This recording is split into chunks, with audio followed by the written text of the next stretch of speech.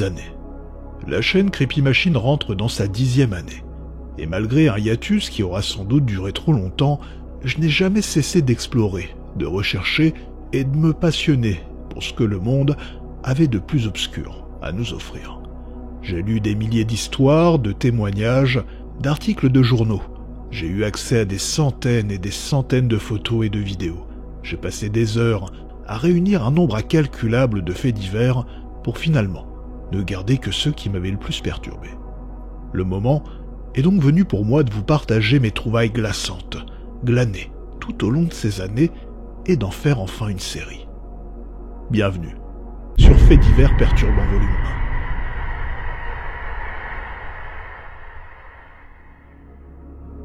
1. Entre décès inexpliqués, trouvailles macabres, arrestations qui dérapent ou une nature qui se révolte, cette descente aux enfers nous amènera à aborder aujourd'hui le cas de 5 faits divers plutôt variés, avec ce point commun, celui d'être perturbant.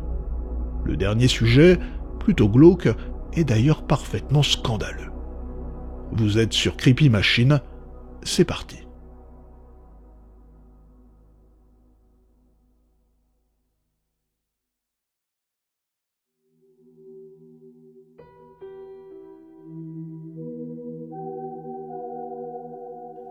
S'il y a bien un endroit où l'on est censé se sentir en sécurité lorsque l'on est malade ou que l'on vient de se casser la jambe, c'est bien l'hôpital.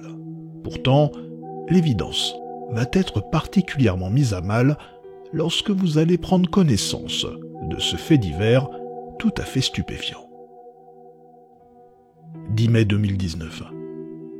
Sandil Sibaya, un ouvrier du bâtiment de 53 ans, originaire du village d'Amaoti, vient d'être conduit par sa famille à l'hôpital Mahatma Gandhi Memorial de Durban, en Afrique du Sud. Alors qu'il aidait son voisin à rénover sa maison, un mur s'est effondré sur lui, lui brisant le fémur de la jambe droite. À ce moment-là, tous les lits en traumatologie sont occupés. L'homme se voit donc admis dans une des chambres de l'aile psychiatrique de l'hôpital. Après avoir reçu les premiers soins et suite à une évaluation initiale de plusieurs heures, l'équipe médicale décide finalement de transférer Sandil Sibaya à l'hôpital Addington afin qu'il consulte un médecin orthopédiste plus à même de s'occuper de sa fracture.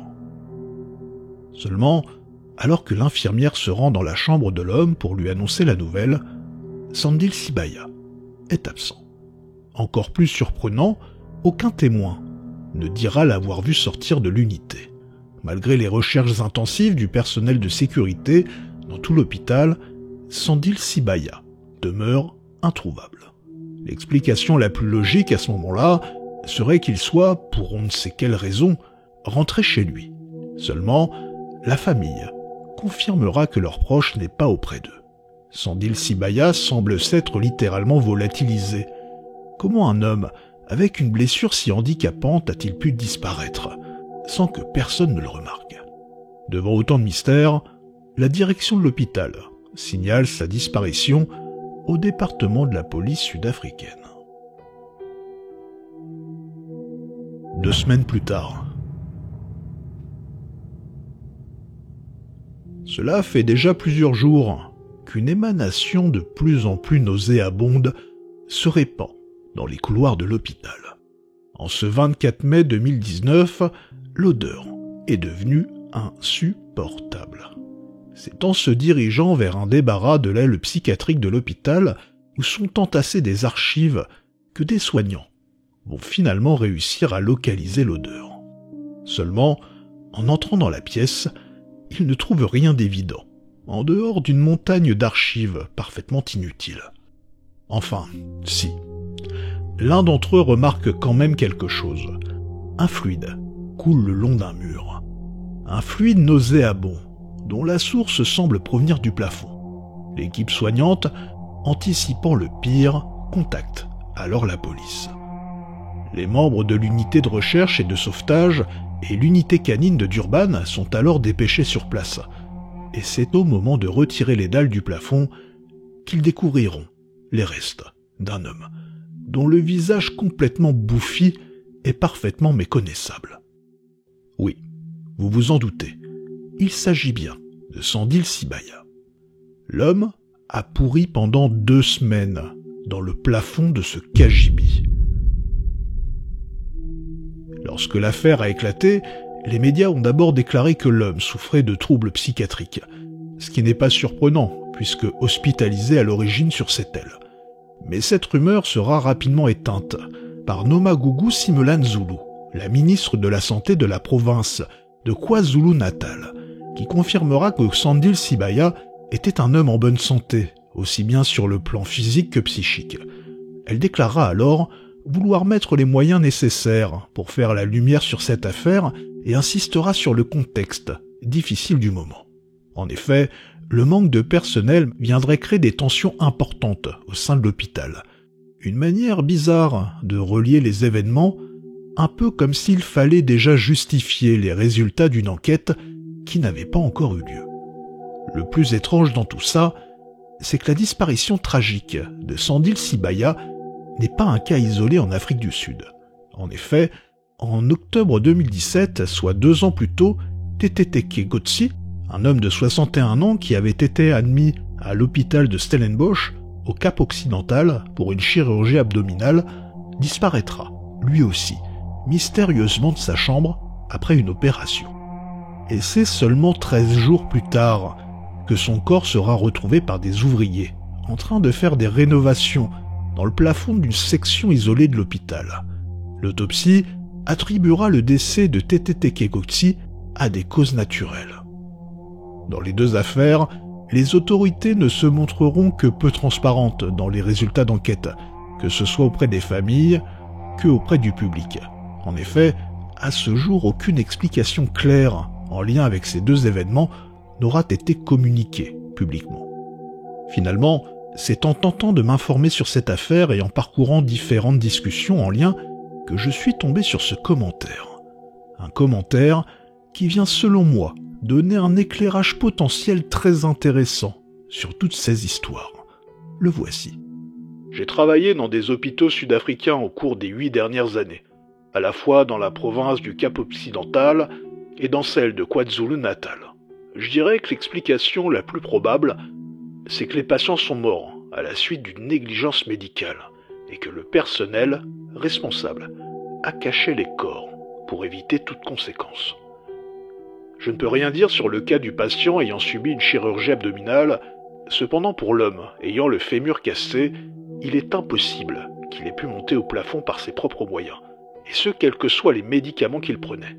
J'aimerais en savoir plus sur les zones exactes où les patients ont été retrouvés.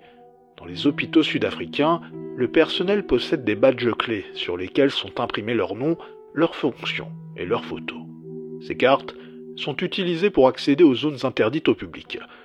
Si les patients ont été retrouvés dans l'une de ces zones, cela suggère alors une implication du personnel.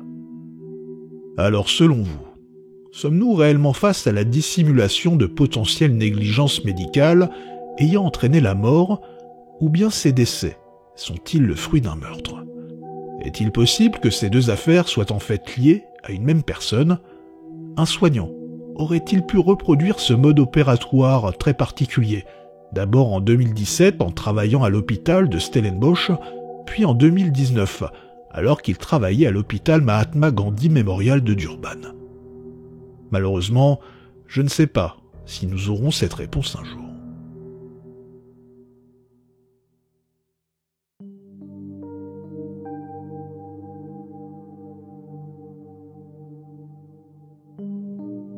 Vous connaissez sans doute l'effet papillon, cette idée qu'un minuscule événement, tel que le battement d'aile d'un papillon qui générerait un petit courant d'air, pourrait entraîner des conséquences considérables et imprévisibles, à l'image d'une tempête se formant à des milliers de kilomètres. En d'autres termes, c'est un peu comme si chaque petit événement, chaque choix, pouvait déclencher une chaîne de réactions inattendues et parfois tout à fait dramatiques. 23 mars 2022, 23h. Leiga Micheldet, âgée de 21 ans, roule à toute allure dans les rues tranquilles de Jensen Beach, dans le comté de Sainte-Lucie en Floride. Sa conduite est erratique et le danger semble se profiler à chaque virage. Lorsque sa voiture va finalement percuter un chêne sur Indian River Drive, et partir en tonneau pour se retrouver de nouveau sur ses roues, Leiga Micheldet va sortir par une des fenêtres de sa Honda Civic et disparaître dans la nuit. Des témoins qui sortiront de leur maison, surpris par ce bruit de tôle assourdissant, assisteront, incrédules à la scène. Le voilà, notre battement d'ailes de papillon. Les témoins appellent la police qui, au nombre de 2, se mettent alors à chercher activement la jeune femme. Et c'est au détour d'une plage que le député shérif Cody Colangelo, âgé de 22 ans, va retrouver la trace de la jeune femme. Voici ce que sa bodycam va filmer. What's going on?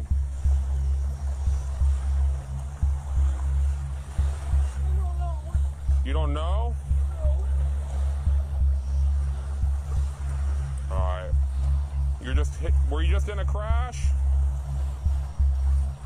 Ma'am, come up here. Don't walk away. No walking. Come over here. Okay? Walk upstairs, alright? Let's get out this water area. I don't wanna. I'm scared. You're scared? Alright, let's walk up here. Let's get off this water, okay? Don't run. Slowly walk.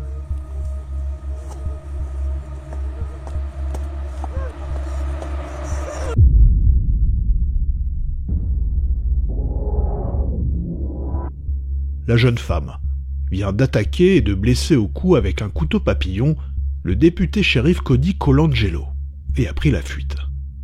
Ce qui devait être une affaire des plus banales s'est transformé en quelque chose de bien plus dramatique. Le policier blessé va ensuite tenter de l'atteindre en tirant une fois dans sa direction, mais elle s'échappe. Via la radio, il prévient ses collègues et demande des secours immédiatement. En effet, il perd beaucoup de sang. Il est touché à la carotide. Cody Colangelo a toutefois le réflexe de faire un point de compression sur sa blessure. Finalement, Leiga Micheldet est retrouvée quelques minutes plus tard par un officier de police, et ce, au milieu de l'eau.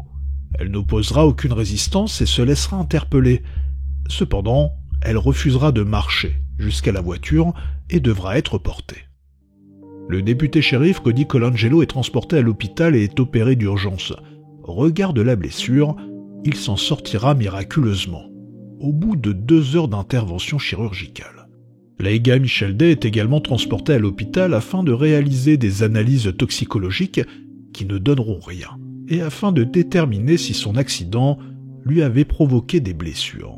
Sous le choc, elle sera incapable de répondre aux enquêteurs.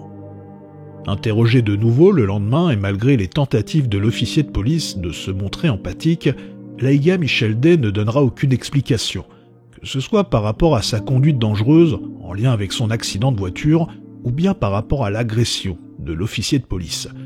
Tout ce qu'elle réussira à dire, c'est qu'elle était paniquée à cause de l'accident car elle n'avait pas d'assurance ni de permis et qu'elle avait peur d'aller en prison. Leiga Micheldet ne le sait pas encore, mais les choix dramatiques qu'elle a faits cette nuit-là allaient l'amener à vivre l'enfer. Oui, en prenant sa voiture le soir du 23 mars 2022, comme le battement d'ailes d'un papillon, Leiga Micheldet ne le savait pas encore, mais elle était en train de mettre sa vie en l'air. En effet, suite à ces événements, le 10 avril 2024, la jeune femme sera condamnée à la prison à vie, sans possibilité de libération conditionnelle, pour tentative de meurtre prémédité au 1er degré sur un agent représentant de la loi. Visiblement, une peine qui répond aux standards des condamnations dans ce genre d'affaires au Colorado. Le plus incompréhensible dans cette histoire, c'est que Leiga Micheldet n'avait pas d'antécédents criminels violents et n'était apparemment pas sous l'influence de quoi que ce soit au moment des événements. Lors du verdict de son procès, la seule défense qui sera présentée sera en lien, une fois de plus, avec cette peur et la panique de s'imaginer aller en prison pour défaut de permis et d'assurance. Une peur qui se sera finalement matérialisée de la manière la plus extrême qui soit. Quelque chose qu'elle n'avait sans doute jamais envisagé, même dans ses pires cauchemars.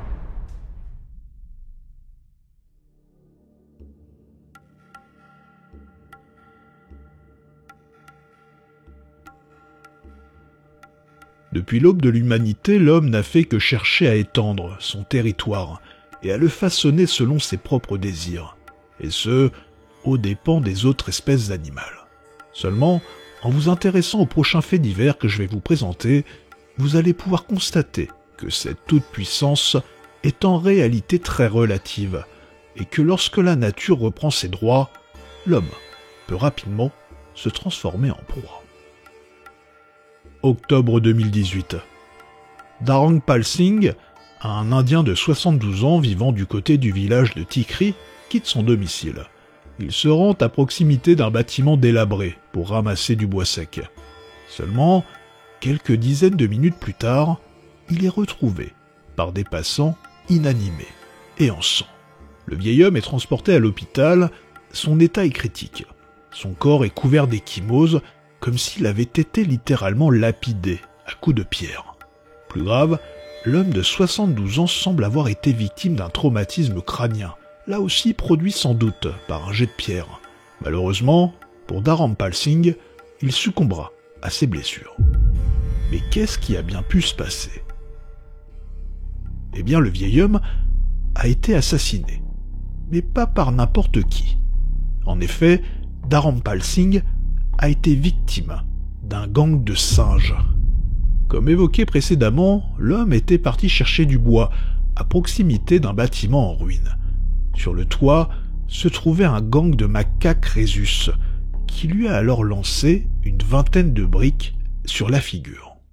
Si cet événement tragique pourrait presque prêter à sourire tellement les circonstances de la mort de cet homme sont improbables, ce fait divers vient en fait mettre en lumière un problème bien plus grave qu'il n'y paraît. Cette attaque n'est que la partie émergée de l'iceberg. En effet, depuis les années 80 en Inde, l'urbanisation rapide et la destruction de leur habitat naturel ont poussé graduellement les macaques hors des forêts et des montagnes. Entre 2002 et 2018, l'Inde a perdu 310 000 hectares de forêt en raison de la déforestation et de l'industrialisation. Afin de trouver de la nourriture et des abris, les macaques Rhésus se sont installés progressivement en ville, se nourrissant des déchets et étant parfois même directement nourris par des humains, qui les respectent voire les vénèrent en les associant au dieu hindou Hanuman. Les macaques se sont adaptés aux environnements urbains et ont perdu la peur qu'ils avaient à l'origine de l'homme, en raison de leur interaction désormais nombreuse et fréquente. L'absence de prédateurs naturels les amèneront également à se reproduire sans limite, sans régulation de leur population. Très territoriaux, les macaques n'hésitent pas à s'attaquer entre eux, générant de véritables guerres de gangs. Seulement ces attaques tendent à s'orienter aussi vers les humains, rendant la situation désormais parfaitement incontrôlable. Et il est vrai que lorsque l'on s'intéresse au phénomène, on ne peut que constater l'horreur et la sauvagerie qui se dégagent parfois de certains faits divers épouvantables en lien avec ces macaques devenus parfois sanguinaires. En voici quelques exemples. En décembre 2021, la ville indienne de Majalgaon a été le théâtre d'affrontements terribles entre des singes et des chiens. Les villageois pensaient à l'époque que ces bagarres étaient en lien avec des actes de vengeance perpétrés par des singes, après que des chiens aient tué un de leurs bébés. Résultat des affrontements, quelques 250 chiens seront massacrés lors de cette vendetta, traînés sur les toits des immeubles ou au sommet des arbres, puis jetés dans le vide. Les hordes de primates enragés ne leur ont laissé aucune chance. Un spécialiste du comportement des primates expliquera que la thèse de la vengeance était tout à fait plausible et rajoutera « Nous avons constaté que lorsqu'un singe est attaqué, la probabilité qu'il s'en prenne à un animal lié à son agresseur est plus élevée. » Seulement après avoir supprimé un nombre considérable de chiens, les macaques ont commencé ensuite à attaquer les enfants du village, démontrant qu'ils n'avaient plus aucune limite. Le 14 novembre 2023, c'est dans le petit village de Salki que cette limite sera de nouveau franchie, et ce de manière tout à fait effroyable. Ce jour-là, Deepak Thakur, un petit garçon de 12 ans, joue avec ses copains près d'un temple. Soudainement, un gang de singes déchaînés se rue sur les enfants. La majorité d'entre eux arrivent à fuir. Seulement Deepak Thakur, lui, est rattrapé par un des macaques, qui lui plante alors ses griffes acérées dans le ventre. C'est effroyable. Encore debout, l'enfant réussira à se précipiter chez lui pour trouver de l'aide. Transporté d'urgence à l'hôpital, les médecins feront tout leur possible pour le sauver. Mais les blessures sont trop graves. Il succombera quelques heures plus tard. En effet, ses intestins avaient été littéralement déchirés durant l'attaque. Cela faisait déjà un certain temps que ce gang de singes terrorisait le village. En effet, c'était la 3e fois en une semaine que ce groupe de primates s'en prenait aux villageois. Les gardes forestiers réussiront à attraper 2 des singes responsables de l'agression, mais ils ne pourront rien faire de plus. Et là, on pourrait penser que l'on a déjà atteint les limites de l'horreur dans ce contexte. Un article de Hindustan Times d'avril 2018 va nous démontrer que nous en sommes, en fait, encore très loin. Le 31 mars 2018, dans le village de Talabasta d'Odisha, Ramakrishna Nayak va installer son bébé de 17 jours sur sa terrasse dans un petit lit à l'abri sous une moustiquaire. Seulement, alors que le bébé dort profondément à proximité d'elle, un singe se faufile sous la moustiquaire et avant que la femme s'en aperçoive, il s'enfuit, en passant par le toit, en emportant avec lui le bébé. La mère donne alors l'alerte. Une équipe de 30 gardes forestiers et de policiers tenteront de retrouver le singe et l'enfant. Après une fouille massive des environs, ils feront malheureusement une terrible découverte. En effet, le bébé sera retrouvé le lendemain, noyé dans un puits. Sans marque de blessure, on ne sait pas si le singe a fait tomber le bébé dans le puits, dans sa fuite, ou si c'est un geste complètement délibéré. Bref, comme vous le constatez, ces histoires de gangs de macaques sont tout à fait effroyables. Et plus on tend à s'informer sur le sujet, plus on découvre à quel point le phénomène est d'une ampleur inimaginable. En effet, on estime en Inde la population des macaques rhésus à plusieurs centaines de milliers, voire des millions.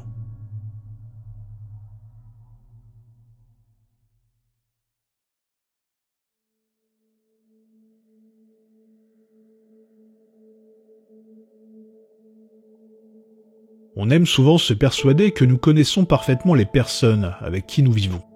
Encore plus lorsqu'il s'agit de son enfant que l'on a élevé pendant 19 ans. Pourtant, parfois, la vie a des manières bien surprenantes de nous rappeler à quel point cette conviction peut être illusoire. Encore plus, lorsque pendant des années, on a tenté d'enfouir en nous cette vague impression que notre enfant n'était pas comme les autres. 1er mars 2021, Grand Junction, dans le Colorado. Terry Coe, une mère de famille américaine, décide ce jour-là de faire le ménage dans la chambre de son fils Brian, âgé de 19 ans. Voici ce qu'elle va découvrir. Saw a plastic bag, a white plastic trash bag. And I was like, what in the world does he have in here? And I picked it up and it was heavy. And I held it in my hand and I was like, what in the world is this? What in the world? Is it like maggots covering something? Or I don't know, I better take it in the sink. So I carried it out to the sink and it was double bags. So I ripped open one bag and I saw and I went,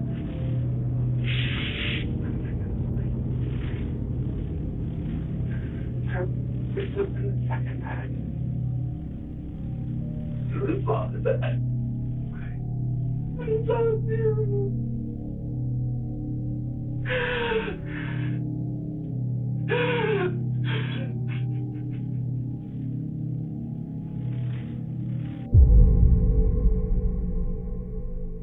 C'est épouvantable. Terry Coe vient de retrouver les restes d'une personne stockée dans des sacs plastiques dans le placard de son fils. L'effroi la saisit lorsqu'elle alerte la police et qu'elle doit leur expliquer ce qu'elle vient de retrouver. Seulement, Brian n'est pas sur place. En effet, il est chez une amie. Son père, informé de la situation par sa mère, prétexte avoir besoin de la voiture et envoie un message à son fils pour qu'il la ramène rapidement à la maison. De retour chez lui, Brian est accueilli par la police. Les images de son arrestation sont assez saisissantes. Un visage impassible, comme s'il était complètement détaché de la situation, ce qui contraste complètement avec la gravité des faits. Le policier évoque l'appel de ses parents et demande à Brian ce qui a bien pu être retrouvé dans sa chambre pour autant les inquiéter. Il répond froidement une tête humaine et des mains. Dans la nuit du 27 février 2021, armé d'un couteau et d'une petite batte, Brian Coe, après avoir sillonné les rues en voiture en quête d'une proie, repère Warren Barnes, un homme de 69 ans sans domicile fixe, endormi sous un pont. Ce soir-là, dans un acte d'une cruauté sans nom, Brian Coe va tuer Warren Barnes et le démembrer. Il emportera ensuite ses macabres trophées dans sa chambre. Brian Coe était à l'origine un jeune homme de 19 ans plutôt banal, mais tourmenté par des troubles psychiques assez complexes. Brian évoquera lui-même une dépression sévère, une hyperactivité avec déficit de l'attention, un syndrome d'Asperger et un potentiel trouble de la personnalité schizoïde. En parallèle, Brian Coe développera une fascination, une obsession dévorante et morbide pour les tueurs en série et pour ce qu'ils ont fait, l'amenant à passer à l'acte sur des animaux. Au regard de sa fragilité mentale, Brian Coe et son avocat décideront de plaider non coupable, afin qu'il soit reconnu comme irresponsable. Seulement, le soir du 27 février 2021, Brian avait tourné un long moment en voiture pour repérer sa victime. Il s'était également équipé de 3 paires de gants au moment du meurtre pour tenter de dissimuler ses empreintes digitales, ce qui tendrait à démontrer que son geste était en fait parfaitement prémédité, organisé, et qu'il ne s'inscrivait pas dans un moment de pulsion meurtrière incontrôlable. Le fait que Brian ait supprimé les photos qu'il avait prises de la victime sur son téléphone portable pour que personne ne les voie est également venu mettre à mal sa défense. Reconnu coupable de meurtre au premier degré ainsi que de 3 chefs d'accusation, le jury conclura qu'il était pleinement conscient de ses actes au moment du crime. Étant donné la gravité des faits, Brian Coe sera condamné à la prison à vie, sans possibilité de libération conditionnelle, la peine maximale encourue pour un meurtre au premier degré dans le Colorado.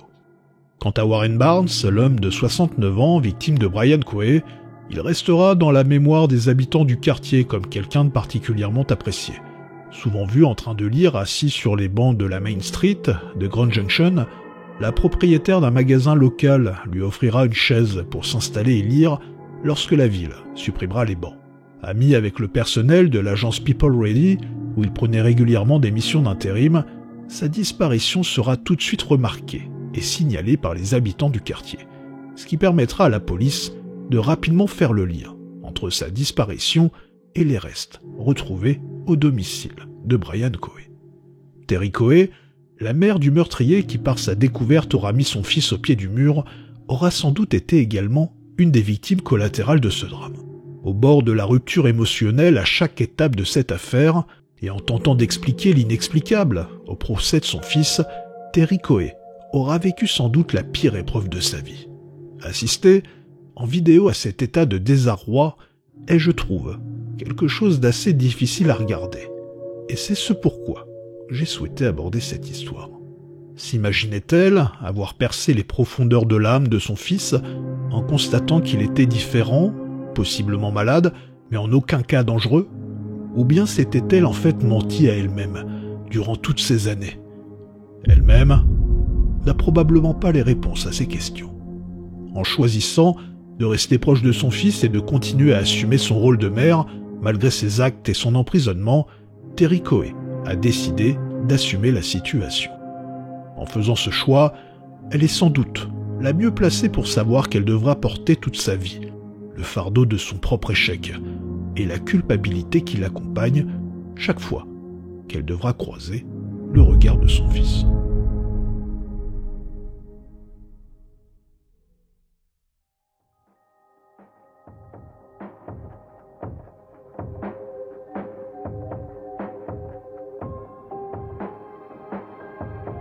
Écumer les faits divers sur les journaux en ligne m'a amené à tomber sur des histoires particulièrement révoltantes et difficiles à lire. Le prochain sujet que nous allons aborder en est un exemple. Vous vous êtes déjà demandé comment cela se passait lorsque vous donniez votre corps à la science? Non? Eh bien cela vaut peut-être le coup de s'y pencher. Enfin, si vous avez le cœur bien accroché. Nous sommes en 2014. les forces de l'ordre locales et les services de santé de l'Arizona perquisitionnent le centre des ressources biologiques de Phoenix, un centre censé récupérer les corps de personnes décédées dans le but apparent de contribuer à la recherche scientifique et médicale. En récupérant les dons de corps, le centre offre en contrepartie des services gratuits de transport et d'incinération pour les donneurs et leurs familles. Seulement, la perquisition va révéler des pratiques plutôt anormales. En effet, les corps ne sont pas conservés correctement et on apprend qu'ils sont découpés, et des morceaux revendus à différentes entreprises à but non médical. Le scandale éclate et le procès pénal a lieu en 2015. Le personnage responsable de tout ça, Stephen Gore. Un homme d'affaires qui, ironiquement, porte un nom de famille tout à fait à propos. Propriétaire du Centre des ressources biologiques de Phoenix, Stephen Gore plaidera coupable de contrôle illégal d'entreprise, c'est-à-dire que son entreprise ne faisait pas correctement ce qu'elle était censée faire, à savoir conserver des corps dans de bonnes conditions et les rendre exclusivement disponibles pour la recherche médicale. Stephen Gore sera condamné à 1 an de prison avec sursis et à 4 ans de mise à l'épreuve, ainsi qu'à 121 000 $ d'amende. L'histoire pourrait s'arrêter ici. Seulement, après le procès pénal de 2015, un procès civil est déclenché en 2019 par 33 plaignants ayant fait don du corps d'un ou de plusieurs proches au BRC. Et c'est lors de ce procès que seront rendues publiques les pratiques du centre, des pratiques absolument effroyables. En effet, les forces de l'ordre local et les services de santé de l'Arizona qui perquisitionneront le centre des ressources biologiques en 2014 découvriront un spectacle parfaitement atroce et seront dans l'obligation d'appeler le FBI. L'ancien agent du FBI, Mark Swinard, présent au moment des faits et témoin dans cette affaire, dira au New York Post avoir vu des glacières remplies de bras et de jambes, un seau contenant des parties génitales masculines et des têtes infectées. L'odeur était insoutenable, un mélange de formol et de corps en décomposition. Il ajoutera qu'il avait vu un torse d'homme, assez volumineux, auquel on avait cousu une tête de femme, relativement petite, à la manière du monstre de Frankenstein, comme si on avait voulu faire une mauvaise blague. Le corps était accroché au mur. Visiblement, les employés du centre s'amusaient à réaliser des expériences sordides avec les corps en utilisant au passage du matériel parfaitement inadapté, comme des scies à métaux ou des scies sabres utilisés normalement pour le bricolage. Matthew Parker, également ancien agent du FBI qui participera à la perquisition dans l'entrepôt, sera lui amené à démissionner après avoir souffert d'un trouble de stress post-traumatique, alors qu'il devait bouger certains sacs remplis de restes humains pour continuer son enquête. Il dira « Je ne pouvais plus dormir la nuit, après avoir vu cela ».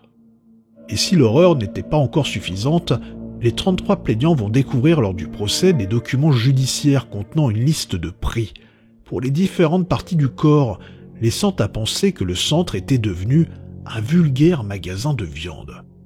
Corps entier sans épaule ni tête, 2 900 $, torse avec tête, 2 400 $, colonne vertébrale entière, 950 $, jambes entières, 1100 $, pied entier, 450 $, genoux, 375 $, bassin, 400 $. Ainsi, les familles vont découvrir avec horreur que les corps de leurs proches mutilés étaient vendus à des prix exorbitants à des entreprises ou des institutions n'ayant aucun rapport avec la recherche médicale. Par exemple, Gene Stoffer, l'un des plaignants qui avait décidé de léguer le cerveau de sa mère à la science pour faire avancer la recherche sur la maladie d'Alzheimer, recevra 10 jours plus tard, de la part du centre, une urne censée contenir les cendres de sa mère. Seulement lors du procès, il découvrira que les employés de l'entreprise avaient en fait coupé une des mains du corps et l'avaient placée à l'intérieur de l'urne une fois incinérée. Le reste du corps, lui, avait été vendu à un programme de recherche financé par le département de la défense américaine pour 5 700 $, alors que Jim Stoffer avait signé un document interdisant l'utilisation du corps de sa mère à des fins militaires ou non médicales. Il confiera ceci à la chaîne ABC 15. « Le corps de ma mère aurait été attaché à un siège dans une sorte d'appareil. Une détonation aurait été déclenchée en dessous d'elle pour voir les dégâts que le corps humain subirait lors de l'explosion d'un véhicule frappé par un engin explosif artisanal. D'autres documents judiciaires rendus publics lors du procès montreront également comment un certain Conrad Patrick, un homme décédé à l'âge de 75 ans, avait été vendu et dispersé à travers les États-Unis, sans qu'à aucun moment ne soit vérifiée l'utilisation qui allait être faite de ses membres ou de ses organes. Et ce qui est encore plus terrible, c'est lorsque l'on s'attarde sur les chiffres glanés par l'enquête du site Reuters. Le centre aurait eu en sa possession en 2014 10 tonnes de restes humains congelés, dont 281 têtes, 241 épaules, 337 jambes et 97 colonnes vertébrales, laissant à penser que l'entreprise était une véritable boucherie humaine à échelle industrielle.